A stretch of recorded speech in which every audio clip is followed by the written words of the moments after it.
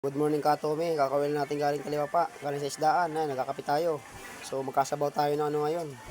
Isda, meron tayong talbos ng kamote, isda, salay, sibuyas, kamatis, kalamansi, luya, siling green yan. Katome, yun. So pinakulan muna natin yung ano natin. Tubig Katome. Katome, kumukulo na yung tubig natin, lalagyan natin kamatis Katome. Kulong-kulo na, lalagyan na natin. Yes. Yan. Diba? Ito, lalagay na rin natin to. Sili, sibuyas, luya. Sabay-sabay na yan. Ganun din naman yan. Yan.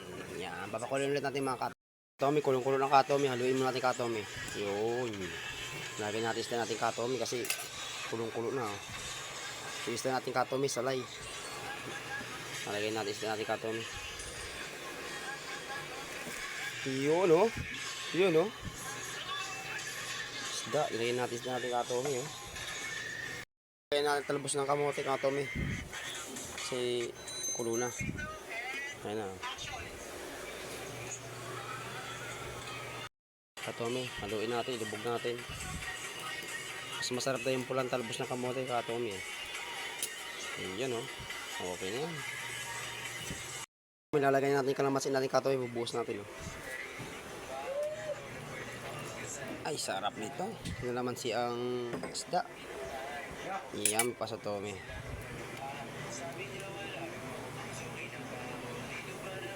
Tommy, titikman na natin yung luto na sinabawang isda ka, Tommy. Sarap, sobrang sarap. Maasim.